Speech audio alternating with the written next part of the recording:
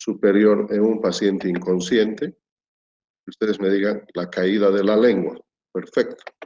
Esa es la respuesta correcta aquí y en cualquier parte del mundo. ¿Y qué vas a hacer para resolver el problema? Y la respuesta es elevar el mentón y o desplazar la mandíbula. Perfecto. Y además le vamos a dar oxígeno suplementario, ¿verdad? Entonces, ese es el lenguaje común que les ofrece el programa TLS, que les ayuda a detectar los problemas y a la vez les enseña habilidades para resolver el problema en ese momento, de problemas que son vitales y que ponen en riesgo la vida del paciente. Problema detectado en A, en B o en C, problema resuelto en ese momento, ¿verdad? Entonces tengo que saber qué cosas ponen, cuáles son las causas más frecuentes de obstrucción de la vía aérea. Hoy día vamos a aprender problemas centrales, 109.97.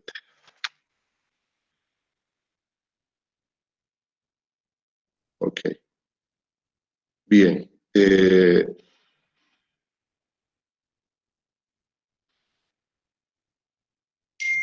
Franco Mamani se ha ido. Entonces, ay, todavía hay más para decir. ¿Ya? ¿Alguien? Ok. Estamos con 93 de 101. Entonces vamos a empezar con esto. Ay, Catherine. Ya nos vamos a dar un minuto más.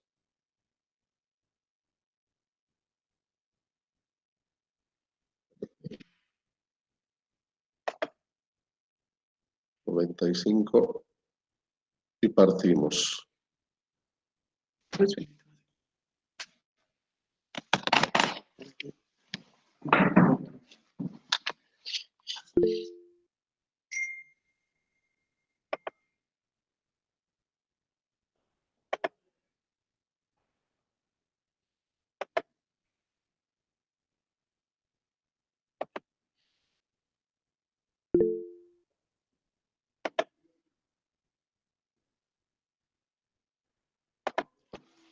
Bien. ¿Están viendo la imagen, jóvenes? Sí, doctor. Sí, doctor. ¿Alguien que conteste? Sí, doctor.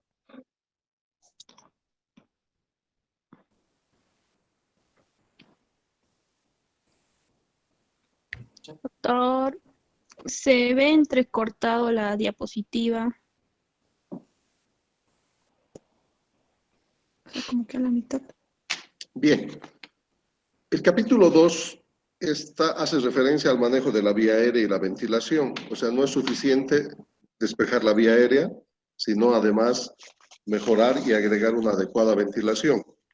La imagen que ustedes ven no es infrecuente cuando ustedes se enfrentan a un paciente gravemente lesionado producto de un accidente de tránsito, donde ven en la imagen pérdida de piezas dentarias, pérdida de la alineación del macizo facial, donde ya este escenario, fíjense, equimosis, sangrado, donde ya este escenario nos está hablando de que vamos a tener dificultades con la vía aérea y este paciente está en grave riesgo de obstruir la vía aérea superior.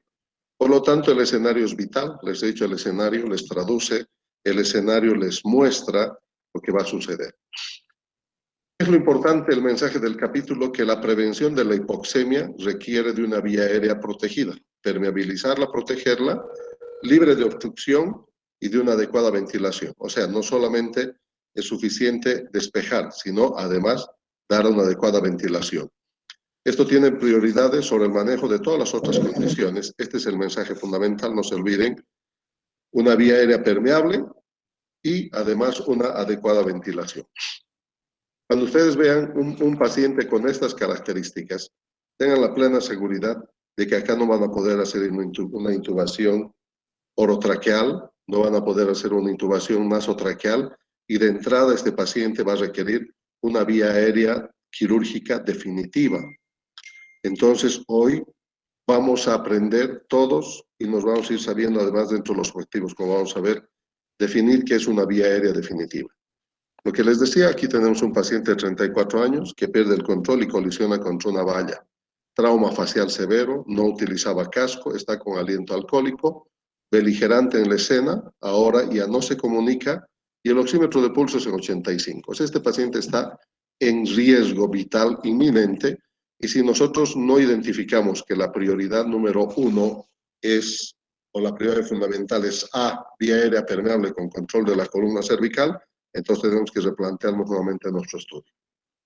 Hoy día vamos a aprender a definir una vía aérea definitiva. Es un concepto que tiene 4 componentes para recordar y no olvidarse de ninguno de ellos. Vamos a reconocer los signos y síntomas de obstrucción de la vía aérea y el compromiso ventilatorio. O sea, ¿cuándo voy a estar preocupado? Y no solamente estamos hablando de un paciente con trauma, politraumatizado. ¿Qué signos y síntomas debo buscar que me hablen de un compromiso de la vía aérea y el compromiso ventilatorio? Vamos a aprender a describir las técnicas para establecer y mantener una vía aérea segura y las técnicas para confirmar que la ventilación y la oxigenación son adecuadas. Las preguntas poderosas, que es una mezcla entre el constructivismo y que da muy buenos resultados. ¿Cómo sé que la vía aérea es o está adecuada? ¿No? Primero, que el paciente está alerta y orientado. Sabemos, ya hemos dicho en el capítulo 1, que el paciente tiene una respuesta adecuada, te habla de que la vía aérea está permeable, está ingresando suficientemente aire que le permite hablar, vía aérea permeable, está llegando suficiente cantidad de oxígeno al cerebro, está bastante bien perfundido. No hay evidencia de lesiones en la cabeza y el cuello, y hemos reevaluado otras causas en busca del deterioro. Estos son los signos y síntomas que nosotros tenemos que aprender a encontrar y buscarlos en la evaluación inicial en A, el compromiso de la vía aérea. Para esto es fundamental el olfato, los 5 sentidos trabajando en el contexto de recordar qué signos y síntomas son importantes como índices de sospecha, que me hablen de que hay compromiso de la vía aérea. Así como cuando les decía, en un escenario explosión, en un gimnasio o ambiente cerrado donde estaban trabajando, entonces yo ya tengo que pensar en quemadura de la vía aérea superior, ¿verdad? Por el ambiente cerrado y la explosión y el fuego. ¿Y qué signos signos voy a encontrar? No se olviden, primero el olor, ¿no? Ya estoy sintiendo olor a pelo quemado, chamuscado. No hay cejas, no hay pestañas, no hay pelitos en la nariz y de repente hay esputo carbonazo, ¿verdad? Entonces eso ya nos hace pensar en quemadura de la vía aérea superior. Lo mismo que cuando hablemos de vía aérea, cambios en la voz, ronquera, ¿verdad? Respiración ruidosa, una respiración, o sea, con datos de pérdida de conciencia. Disnea y agitación.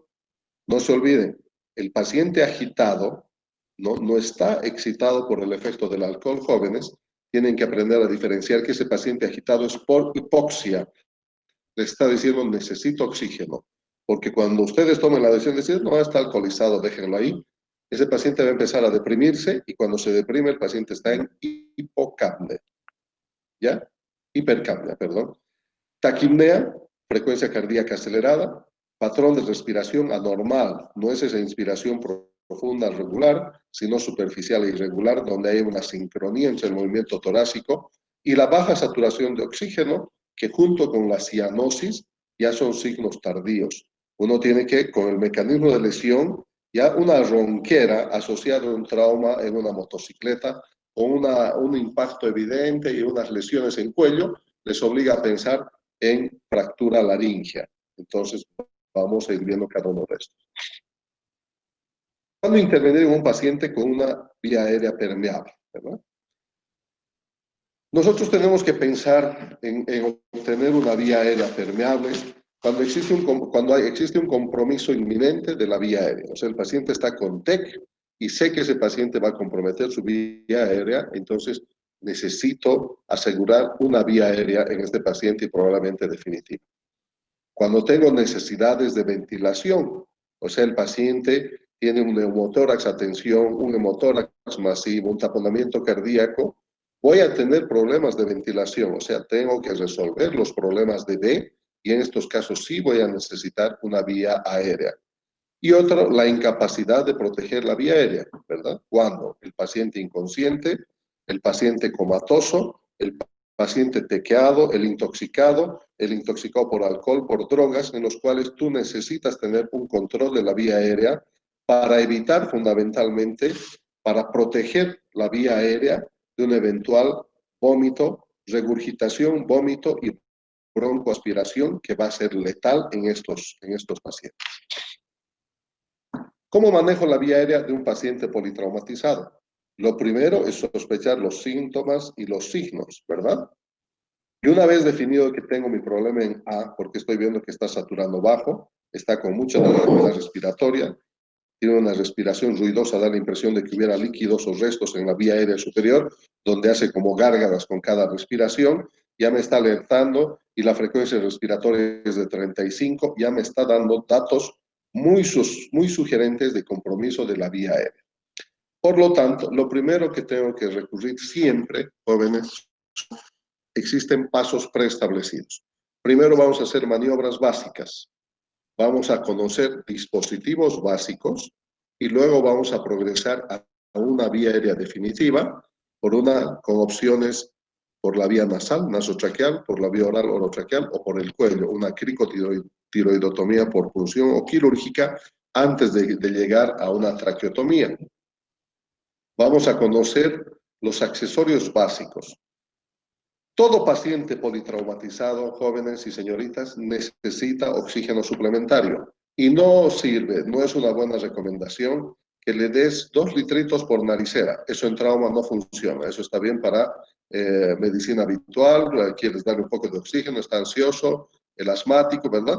En trauma es mascarilla, esta de acá, con bolsa de recirculación, esta de acá, y conectado a un flujo de 10 a 15 litros por minuto, con lo cual el oxígeno que se acumula en la bolsa de recirculación les va a dar una fracción de inspiración de oxígeno aproximadamente del 70%, que es una muy buena concentración, porque después de este paso llega el AMBU, ¿verdad? Que tiene ya un 80% de FiO2 y una ventilación mecánica donde tú ya le puedes ajustar hasta el 100%. Vamos a conocer que existen técnicas básicas, vamos a ver en las imágenes, para despejar la vía aérea, como son elevación del mentón y desplazamiento de la mandíbula. Ustedes ya han visto en el video, tenían como tarea. Vamos a cómo se colocan los dispositivos básicos que ustedes han visto en los videos. O sea, tienen que entender de que el paciente está con la lengua caída. He hecho la elevación del mentón, yo estoy solo, no me puedo quedar agarrando el mentón elevado, ¿verdad? O desplazamiento de la mandíbula. Entonces ahí recurro a los dispositivos básicos. ¿Cuáles? Si el paciente está inconsciente, no tiene reflejo nauseoso, no le voy a provocar vómito, le coloco una cánula orofaringea, por favor. Términos o lenguaje común. Estamos hablando de cánula orofaringea, ¿verdad? De la boca a la faringe, que tiene como objetivo es desplazar la lengua hacia adelante y dejar que entre y salga el aire. Si el paciente tiene defensa, tiene algún dato todavía de defensa y está activo, entonces voy a recurrir a una cánula nasofaringea, que es mucho más blanda y no me provoca efectos nauseosos. En cambio, si he decidido que el paciente requiere una vía aérea definitiva, vamos a buscar el llegar a la tráquea con un tubo, ya sea por la nariz, ya sea por la boca o directamente a través del cuello. Vamos a conocer dispositivos de la vía aérea difícil, aprender una mnemotecnia como el limón. Vamos a encontrarnos con vías aéreas difíciles inesperables, donde tienes que tomar decisiones instantáneas o predecibles, ¿verdad? Donde vas a ver, donde tienes un par de segundos más para hacer el lemon o para ver el malampatí y definir cuán difícil va a estar esa vía aérea y que esa vía aérea debería abordarla el experto en vía aérea. No se olviden, toda maniobra que implica acceso a la vía aérea, jóvenes, siempre se acompaña de una protección o inmovilización de la columna cervical. Y esta es la maniobra correcta. ¿Qué sucede?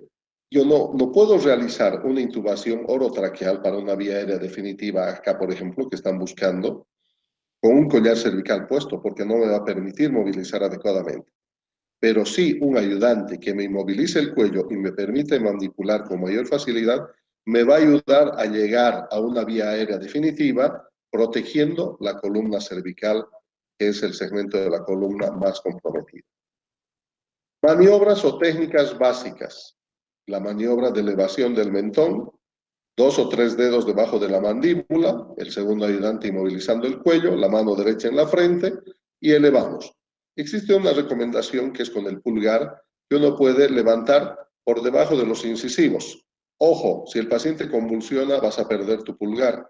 Entonces, lo mejor siempre es mantener los cuidados y agarrar el mentón junto con el maxilar, o sea, con los dedos y el pulgar en la parte anterior del mentón, por debajito del labio.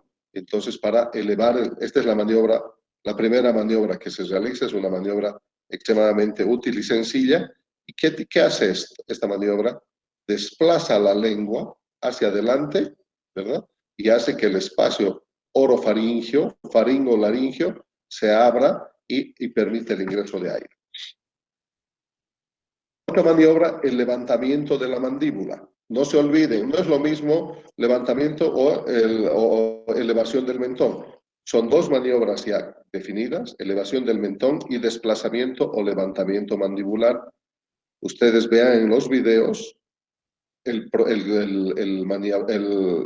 asistente número 1 eleva la mandíbula a partir del gonion o el ángulo de la mandíbula con los pulgares apoyados en las partes laterales del maxilar inferior y el ayudante siempre inmovilizado. ¿Cuál es el objetivo de esta maniobra? La misma, desplazar la musculatura de la lengua y hacer que la lengua se venga hacia la parte inferior y se despeje la vía aérea.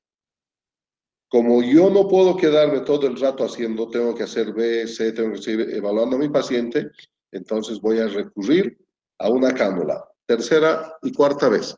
Si el paciente está inconsciente, cánula orofaringia. Si el paciente tiene algunos datos de defensa, cánula nasofaringia. El objetivo es evitar el colocar un accesorio que provoque vómito en el paciente y se broncoaspire, ¿verdad? No hacer más daño del que ya tiene el paciente. ¿Cuáles son los dispositivos que vamos a utilizar? La cánula orofaringia, ese es el nombre genérico. Puedes conocerla como cánula de Mayo, pero lo más importante es que sepan que los dispositivos o accesorios básicos son la cánula orofaringia y la cánula nasofaringia. ¿Ya? ¿En quiénes voy a colocar esto lo interactuamos cuando estamos en clase, ¿verdad? Y todo el curso se escucha decir, y no en murmullo, sino en coro, dice, ¿en quién es la cánula orofaringia? Normalmente en todos los pacientes que están inconscientes. ¿Y el por qué? Porque no existe reflejo nauseoso y por lo tanto es poco probable que produzcamos vómito. Si el paciente se está moviendo y tiene algunos signos de alerta, entonces vamos a recurrir a una cánula nasofaringia, que es una cánula de silicona blanda, que es bastante bien tolerada, se introduce por la fosa nasal bien lubricada, ¿verdad? Hacemos un intento, a mí me encanta acceder por el orificio nasal derecho, pero si veo que se tranca mi cánula, inmediatamente retiro, lubrico más y coloco por el izquierdo. En la vida, accidentes, golpes, tabiques desviados, entonces tenemos problemas y que de repente ese orificio nasal no nos permite acceder, cambien al otro inmediatamente sin forzar demasiado, porque acuérdense que tenemos los cornetes y podemos fracturar y romperlos y hacer sangrar. Ojo, evitar en pacientes con fracturas faciales. Acá en estos casos la situación habitualmente exige vía aérea definitiva. ¿Cómo puedo predecir una vía aérea potencialmente difícil? La foto del caso, ¿verdad? El motociclista que tuvo un accidente frontal, impacto, no iba con casco, por lo tanto está destrozado ese macizo facial. No tengo referencias anatómicas de la nariz, de la boca, por lo tanto ya no necesito saber demasiado, sino digo, esta es una vía aérea potencialmente difícil. Si no tiene traumatismo del macizo facial, ¿en qué otros datos me servirán?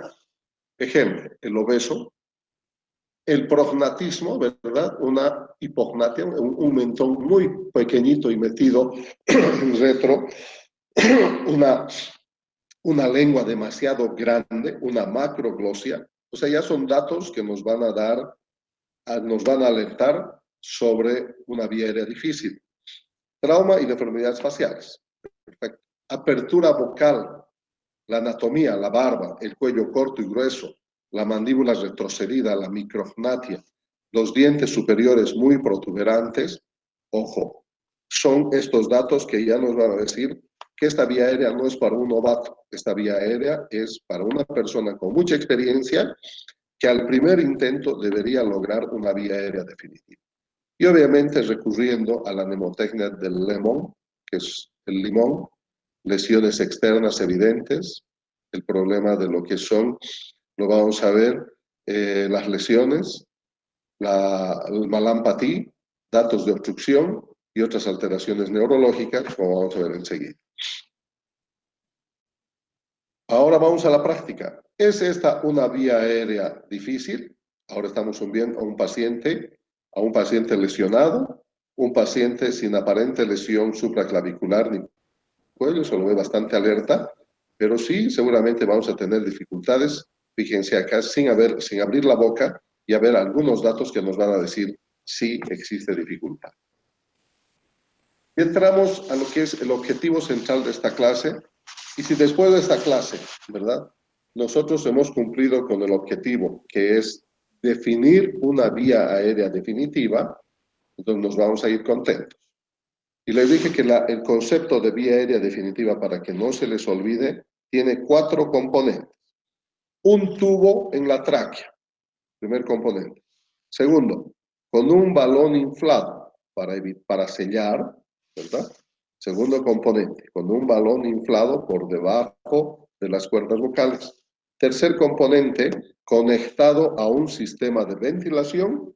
Y cuarto componente, fijada a la cara, ya sea con un sistema original de fijadores de tubo orotraqueal o nasotraqueal o de cuello, o con telas adhesivas, que es la forma alterna más comúnmente conocida, ¿verdad? Entonces, vía aérea definitiva, un tubo en la tráquea, con un balón inflado por debajo de las cuerdas vocales, conectado a un sistema de ventilación y sellado o fijado en la cara. Entonces, si ustedes sistematizan de esa forma, no se van a olvidar, ¿verdad? Y no es aprender de memoria, sino estoy aprendiendo en forma sistematizada las características, y eso te permite repasar que el tubo endotraqueal tiene un balón y que ese balón de baja presión tiene una determinada capacidad. ¿Y para qué sirve el balón? Sirve para sellar la vía aérea y que algún vómito o algún reflujo o sangre evite que entre a la tráquea, ¿verdad? Ese es el objetivo del balón, y evitar además fugas aéreas con un conectado a un sistema de ventilación, porque el paciente necesita oxígeno, y sellado a la cara.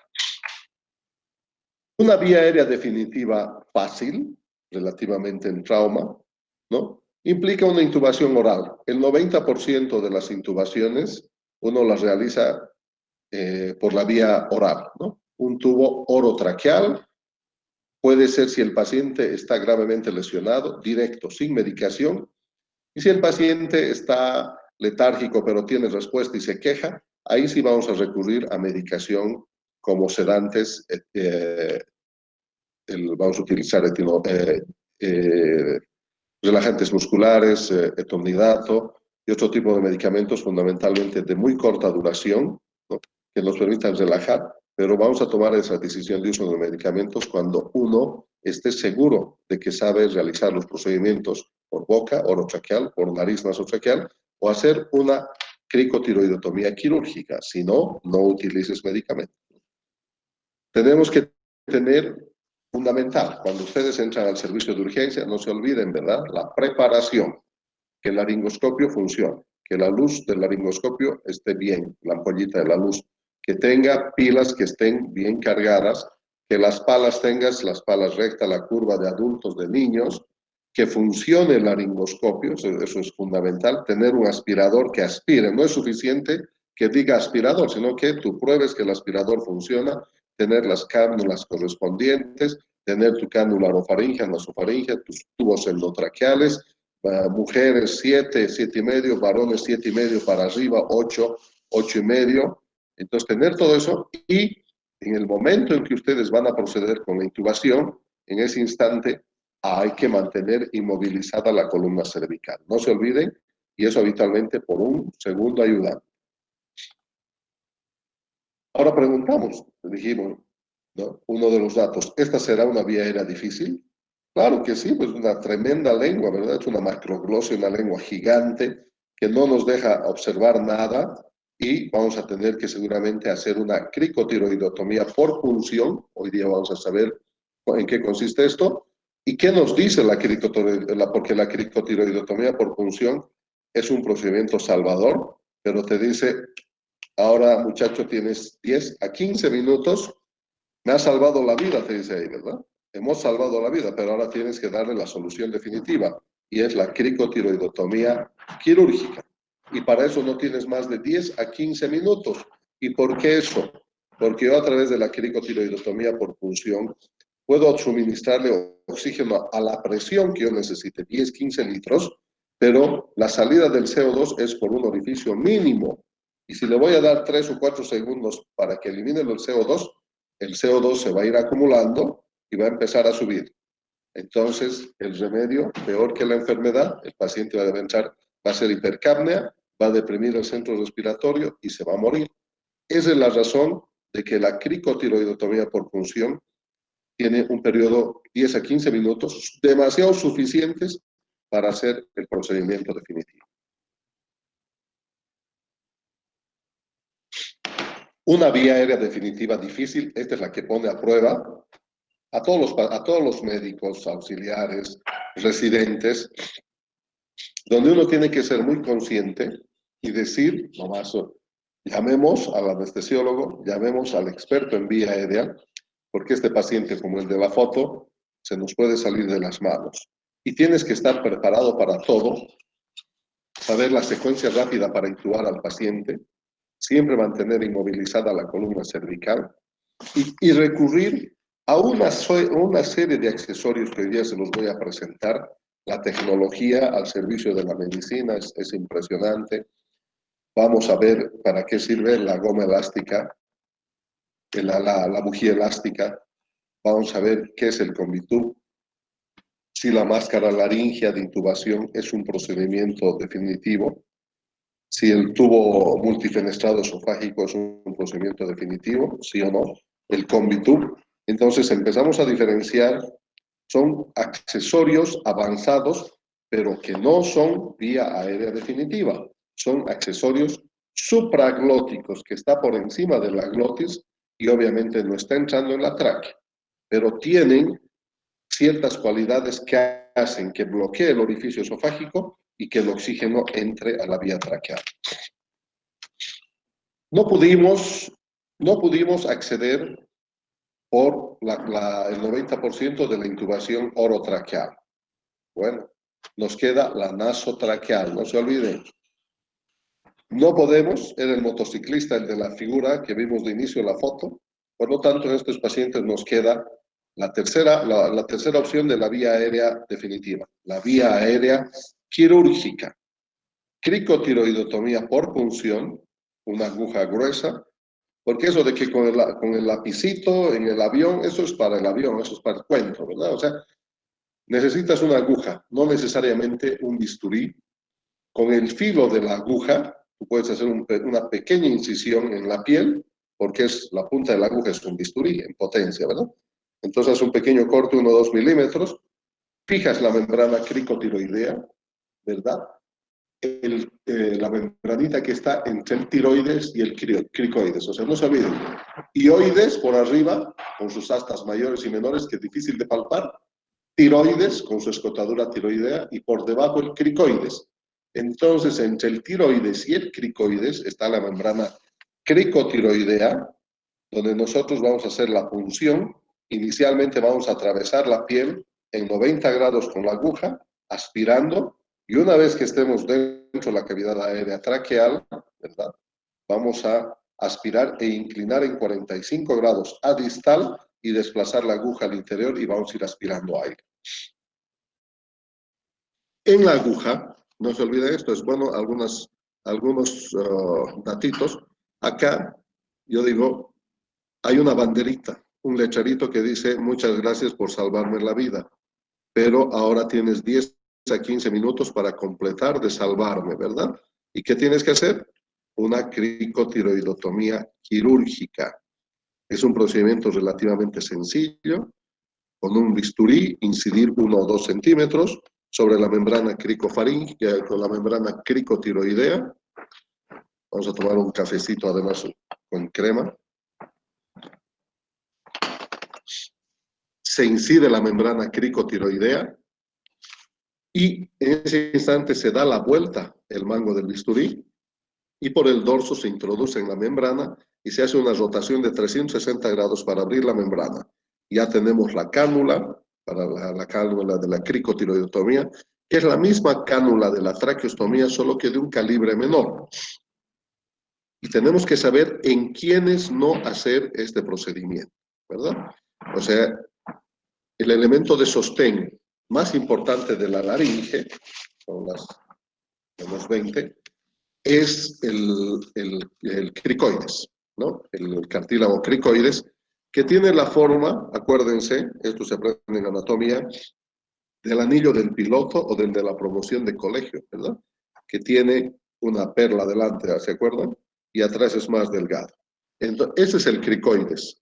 El anillo que está en la cara palmar, ese es el anillo anterior, y atrás está el cuerpo del cricoides. Entonces, por encima de eso vamos a encontrar la membrana, y ese es el nivel.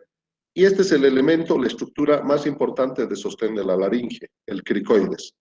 Y si ustedes lastiman esto en un niño de 10, 8 años, van a tener serios problemas de estenosis a ese nivel, una estenosis alta, cricotraqueal, que son lesiones muy, muy complejas.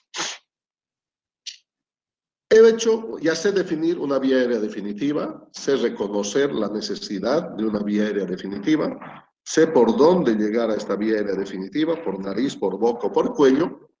Ahora, lo importante es el tubo que he colocado. ¿Está en la tráquea realmente, verdad? Y cuando esto se transforma en un tema médico legal, ¿verdad? Tú tienes que tener todos los elementos técnicos y clínicos para demostrar y decir, sí, señor juez, el tubo estaba en la tráquea.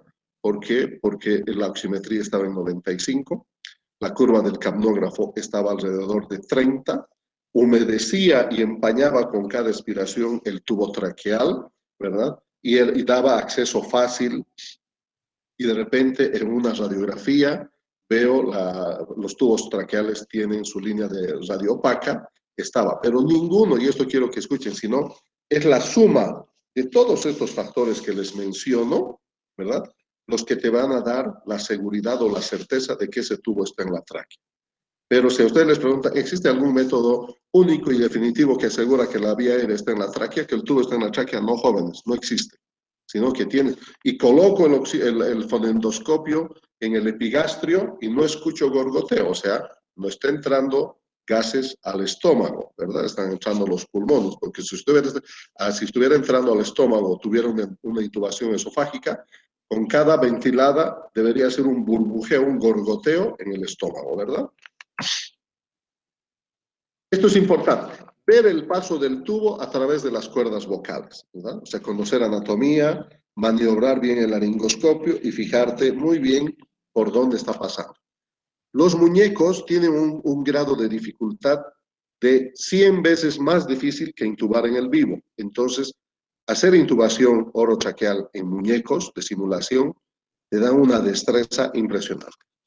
Es importante mirar el tórax, que el movimiento sea simétrico, que los dos campos se expandan. Es importante la auscultación, auscultar en los vértices y en las bases y en el hueco axilar para sentir el ingreso del aire. Es importante lo que les decía, el oxímetro de pulso, el detector de CO2, estos se llaman capnógrafos o detectores colorimétricos de CO2 que van cambiando de color frente a la exposición del CO2. La oximetría de pulso, oiga, si el paciente está ustedes han intubado, estaba con 95% y ahora está con 70%. Ojo, ese tubo no está en la tráquea, lo más probable que esté en el esófago y el paciente se esté muriendo, o una radiografía. Tenemos el caso, nuevamente, fíjense, el motociclista de 34 años, accidente, sin casco, viernes, con olor a trago, el estómago lleno porque media hora antes había terminado de comer su pique a lo macho y le echó 6 botellas de cerveza. Entonces, un mínimo estímulo en la parte posterior de la faringe, va a vomitar, va a llenarse toda la cavidad de vómitos, restos alimentarios y olvídense, ese paciente lo perdieron, ¿verdad? Porque se va, con el primer esfuerzo inspiratorio, va a pasar todo el vómito a la vía aérea, a la tráquea y se broncoaspiró y chao.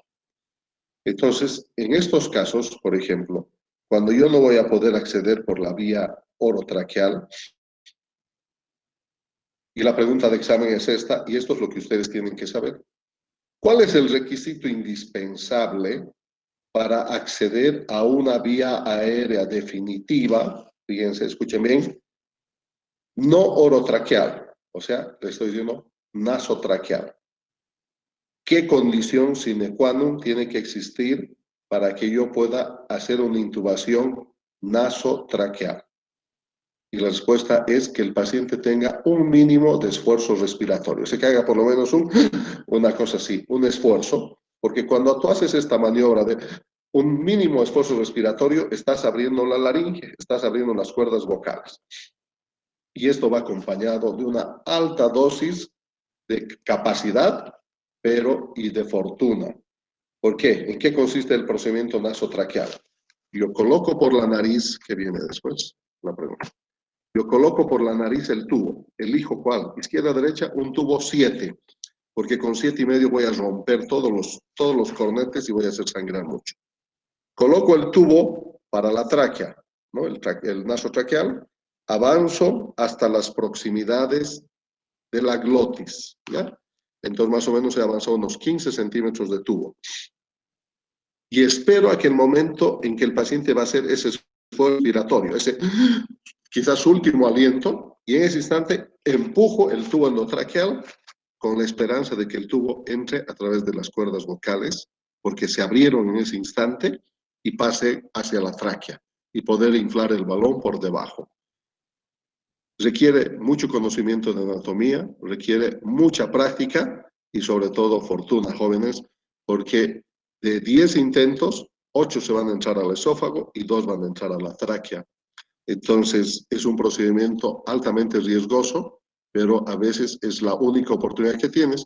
Y si no pudiste lograr por eso, no puedes estar insistiendo otra vez. No se puede ni por boca ni por nariz, cuello.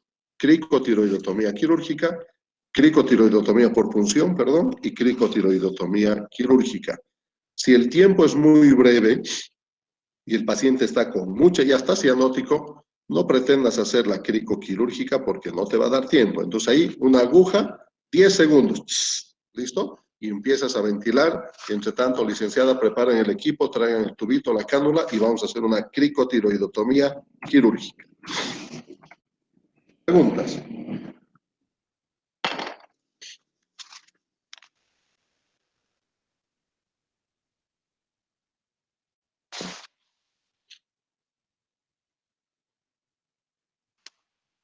Bueno, en resumen, chat. Tenemos que entrar ahora y ver en el chat para ver las preguntas, ¿verdad? Después de esto, primero tenemos que saber sospechar cuándo existe un compromiso de la vía aérea, ¿no? En un paciente accidentado, traumatizado, y no olvidarse de proteger la columna cervical. Siempre estar preparado para una vía aérea difícil. Las fáciles las van a resolver los novatos. Considerar los anexos siempre para establecer la vía aérea, tener el oxímetro de pulso, el monitor electrocardiográfico, la radiografía de tórax. La vía aérea definitiva, el concepto, jóvenes, hemos repetido mucho, no se olviden de los 4 componentes y si lo aprenden así, no se van a olvidar nunca más. Rápidamente evaluamos la permeabilidad y la ventilación si es adecuada. Esto recurriendo a los accesorios, detectores, oxímetro de pulso, detector de CO2 al final de la inspiración, o el detector colorimétrico de CO2. Y cuando está intubado, obviamente tenemos la curva en el monitor del oxímetro, del oxígeno y del CO2. Bien, voy a poner mis lentes y empiezo a leerles. Hemos concluido con la presentación. Entonces ahora tenemos exactamente como 15 minutos con la demora para hacer las preguntas, y si quieren intervenir a través de su micrófono, háganlo, no hay ningún problema, ¿verdad? Doctor, al realizar MIMI, una cricotiroidotomía en niños, ¿puede tener alguna complicación significativa después de realizar? Acabamos de decir en la penúltima diapositiva, la cricotiroidotomía en niños menores de 12 años no está recomendada porque el elemento de sostén de la laringe es el cricoides. Y si lo vas a lastimar durante el procedimiento, le vas a dejar con graves secuelas a ese paciente. No está recomendado en niños menores y tampoco, ojo, vamos a ver en tema de pediatría, que los tubos endotraqueales para los niños no deberían y no llevan balón. Son tubos delgaditos y el sello lo hace el cricoides, o sea, el anillito, ese es nuestro sello para evitar el ingreso o la salida o la fuga de aire. Rafo, ¿qué número de catéter se requiere para la punción? Tienes que, por favor, utilizaremos los términos correctos, nada de punción. Para hacer la cricotiroidotomía, Rafael, ya son estudiantes de cuarto año, les queda muy poco y tienen que aprender a utilizar los términos correctos. ¿Qué número de catéter se requiere para la cricotiroidotomía? Perfecto. Vamos a utilizar un 12 o un 14 idealmente. En el mercado no existen muchos de este calibre, vamos a utilizar un 12, que hay bastante.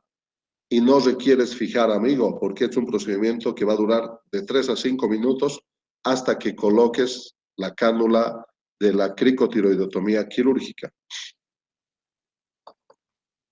¿Quién más? A ver, Wendy Pérez, activa tu micrófono y dime cómo se define, qué es vía aérea definitiva.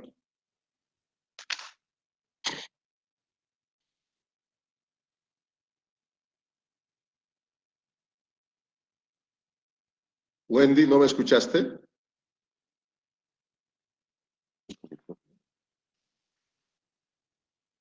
Rafo, a ver vos, activa tu micrófono. Buenas noches, doctor, dígame. ¿Estás escapando? Pregunten, jóvenes. El tema de mañana es shock. Vengan estudiando, contesten las preguntas. El cuestionario es importante. Vean los videos. La respuesta del cuestionario está muy pobre. Eso significa que no están leyendo y tanto tiempo que tienen todo el día en cuarentena. Jóvenes, estudien. Deberían estar dominando la materia del ATLS, pero de la página 1 a la 315, adelante, atrás, de arriba abajo y del derecho al revés y del revés al derecho, jóvenes. Deberían estar dominando.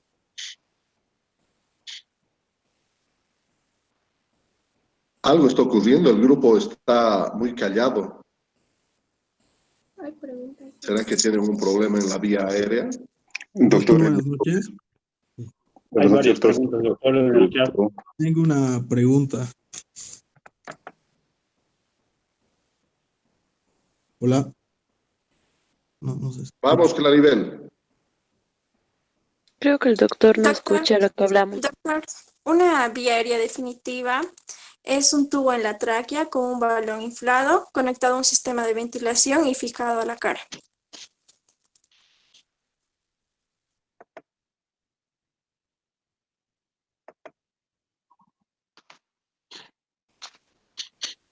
¿En qué casos estaría justificado el uso de fármacos para obtener una vía aérea? Ya está definido, el paciente está con una frecuencia respiratoria de 40, cianótico, taquimneico, saturando 60. Ahí está claro. Ese paciente, si no lo intubas ahora, se muere. Ya tenemos la razón. Y ahí sí, si tengo los medicamentos y sé intubar, entonces voy a aplicar los medicamentos, ¿verdad? Puedes etomidato más succinilcolina, puedes utilizar algún otro tipo de relajantes musculares de corta duración y proceder con la intubación. Si existe una lesión importante a nivel del cartílago cricoides, fracturas maxilofaciales evidentes, ¿qué problema? Está muerto tu paciente, Raúl. Vamos a hacer una traqueostomía acá. Acá sí que, y muy pocos en el servicio de emergencia tienen estabilidad, pero si está tan deteriorada el macizo facial y el cuello, me queda la tráquea, entre el segundo y tercer anillo traqueal. Buenas noches, doctor. Manejo de pacientes etílicos o drogados. ¿Cuál es el manejo farmacológico? Los contras, ninguno. ¿No? En estos casos yo digo, no, este ya viene sedado, está curado, está ya con drogas. Lo que me interesa es que no vomite. Le pongo una sonda nasogástrica y lo intubo en vivo en 2 segundos. Una vía aérea definitiva. Doctor, ¿en qué pacientes está indicada la maniobra de Selig? En todos, amigo. La maniobra de Selig es una excelente maniobra. Tomando el cricoides, se aprieta el esófago contra la columna. Esa es la maniobra de Selig que tienen que saber. Toman el cricoides, empujan hacia la parte posterior y están apretando el esófago para evitar reflujo, o sea, vómito y aspiración. Claribel. Una vía aérea definitiva es un tubo en la tráquea con un balón inflado conectado a un sistema de ventilación y fijado a la cara. Excelente. Lo único que aquí te faltaría es un balón inflado bajo las cuerdas vocales, ¿no? No te olvides, es importante que el balón quede por debajo de las cuerdas vocales, bajo la glotis.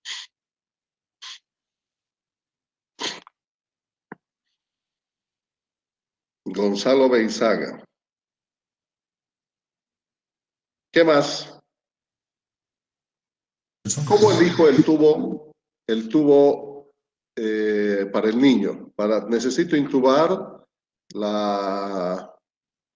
necesito hacer una vía aérea definitiva a un niño. Tiene 6 años. ¿Cómo elijo el tubo? Gonzalo, Claribel. Doctor, hay 2 formas. Una puede ser con la cinta Retroceló y otra puede ser ¿Cuánto tiempo es necesario preoxigenar durante una intubación? Esta pregunta de Lothar Recke es muy interesante. ¿Cuánto tiempo? Yo aquí te diría, ¿cuánto tiempo el paciente puede tolerar un estado de falta de oxígeno? ¿No? Entonces, ¿cómo se realiza el procedimiento? Yo ya he decidido intubar al paciente, tengo todo preparado, aspirado todo. Tengo mi laringoscopio tomado con la mano izquierda, tengo el tubo colocado en mi mano derecha, he comprobado el balón, el aspirador está funcionando, estoy listo. Entonces, ¿qué hago en ese momento? Inspiro, jóvenes, ¿ya? Hago esta maniobra. Tomo el aire suficiente y para hacer el procedimiento, y empiezo la intubación, aspiro, muevo la lengua, le chequeo bien, laringoscopio, tubo.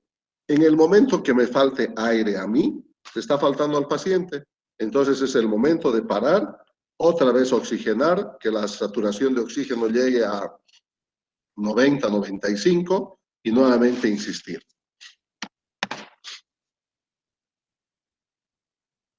Doctor, ¿no escucha nuestros micrófonos? No, no te escucho, Mimi.